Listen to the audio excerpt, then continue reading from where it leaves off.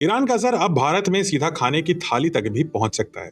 भारत ने एक बड़ा फैसला लिया है, 2.5 मिलियन टन यूरिया इंपोर्ट करने का, और वो भी 935 से 959 यानी 935 से $969 पर टन की कीमत पर।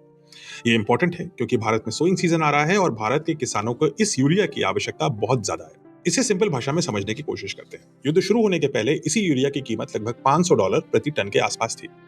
आज लगभग 90% एक्स्ट्रा महंगा हो चुका है, यानी कॉस्ट लगभग डबल हो चुका है। अब सवाल यह है कि भारत इतना महंगा यूरिया क्यों खरीद रहा है, और रीजन सिंपल है, स्ट्रेट ऑफ हॉर्मूज का डिसरप्शन। स्ट्रेट ऑफ हॉर्मूज से टैंकर ट्रैफिक 90% से ऊपर गिर चुका है। इसमें सिर्फ पेट्रोल के टैंकर नहीं होते, इसमें फर्टिलाइजर भी होते हैं।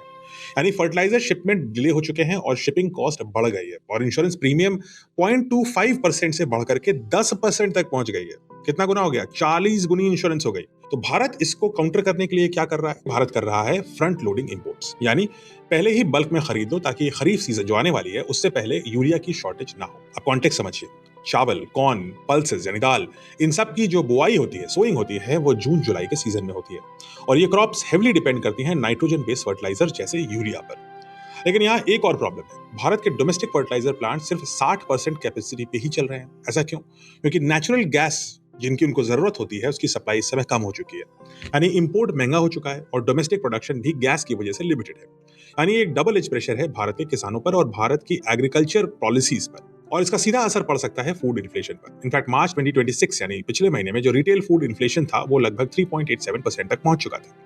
फूड और एग्रीकल्चर ऑर्गेनाइजेशन के इकोनॉमिस्ट ने साफ चेतावनी दी है कि अगर फर्टिलाइजर की कीमतें ऐसे ही आसमान छूती रहीं तो फार्मर मजबूर होकर के कम फर्टिलाइजर का इस्तेमाल करेंगे या लोअर ग्रेड फर्टिलाइजर इस्तेमाल करने को मजबूर हो जाएंगे, और इसका सीधा असर होगा क्रॉप यील्ड पर, यानी पैदावार कम हो जाएगी, उत्पादन घटेगा, सप्लाई चेन टाइट होगी, और इसकी वजह से प्राइसेस और ऊपर जा सकते हैं। सबसे ज्यादा असर जिन चीजों पर पड़ सकता है वो है राइस, व्हीट और कॉर्न, यानी चावल, गेहूं और मक्का। यानी भारत की ये स्टेपल डाइट है जिसके ऊपर इन्फ्लेशनरी प्रेशर आने की संभावना है, और इसी दबाव को कम करने के लिए भारत गवर्नमेंट दे रही है $18.6 बिलियन यानी लगभग 2 लाख करोड़ की सब्सिडी, ताकि किसानों को राहत मिल सके और वो महंगे दाम पे जो यूरिया मिलने वाली है उनको उसको खरीदने के लिए सक्षम रहे। लेकिन यहाँ एक नई प्रॉब्लम खड़ी होगी इसी की वजह से, ये सब्सिडी फिस्कल प्रेशर बढ़ाएगी गवर्नमेंट पे, यानी वित्तीय दबाव बढ़ेगा, और ऊपर से वीक मानसून की 60% प्रोबेबिलिटी है। यानी इस सिचुएशन को काफी डेंजरस बना सकते हैं ये सारे फैक्टर्स मिलकर के। महंगा फर्टिलाइजर, कम बारिश, हाई डिमांड, ये सब साथ मिलकर के बना रहे हैं जिसको अंग्रेजी में बोलते हैं अ परफेक्ट स्टॉर्म। तो अब आगे क्या है? अगर स्ट्रेट ऑफ हॉर्मूज जल्दी भी खुल जाता है, मान लिया आज भी खुल जाता है, तो भी मार्केट को स्टेबलाइज होने में 3 से 4 महीने लगेंगे।